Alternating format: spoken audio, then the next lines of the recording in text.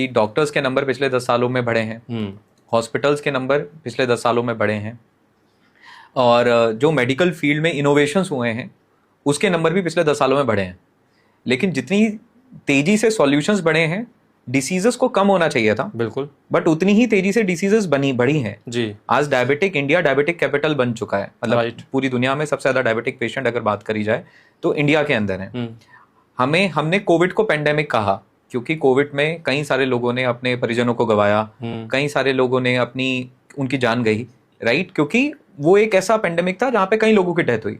लेकिन अगर हम ध्यान से देखेंगे उससे ज्यादा बड़ा पेंडेमिक तो कार्डियोवास्कुलर हेल्थ है, राइट, जहां पे आज सिर्फ जो लोग अपनी 60s में हैं, 70s में हैं, वही इस इशू को फेस नहीं कर रहे हैं। इवन अपनी 30s में लोग आज ब्लड प्रेशर का शिकार बन रहे हैं, 40s में लोग ब्लॉकेज का शिकार बन रहे हैं, और 50s में लोग बाईपास सर्जरी के लिए जा रहे हैं। तो ये डिसीजेस बढ़ी हैं।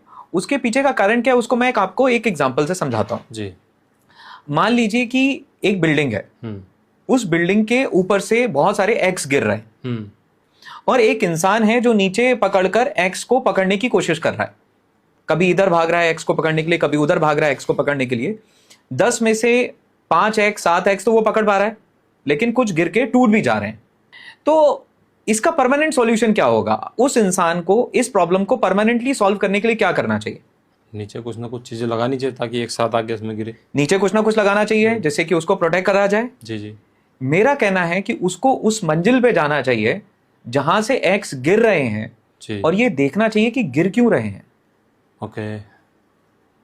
क्योंकि कॉज देखना बहुत जरूरी है, क्योंकि सिर्फ एग्स को कैप्चर करने से और पकड़ने से आप प्रॉब्लम को परमानेंटली सॉल्व नहीं कर सकते हो, और कुछ ना कुछ एग्स आप चाहे जितना भी करो वो छूटेंगे ही छूटेंगे, राइट।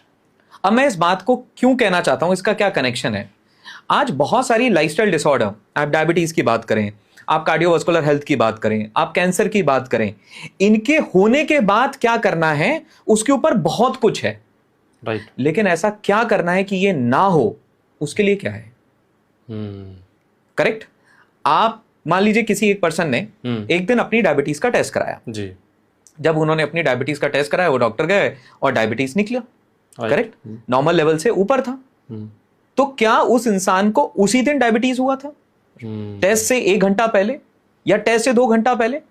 कहीं सालों से वो डायबिटीज उनके अंदर पैदा हो रही थी धीरे धीरे करके, लेकिन एक दिन जब वो इस लेवल पर पहुंच गई कि जिसने पेंक्रियाज को इंसुलिन सिक्रीट करने से रोक दिया, और वो एक टेस्ट रिपोर्ट में आ गया, तो उस इंसान को डिक्लेयर कर दिया गया कि आप डायबिटिक हैं।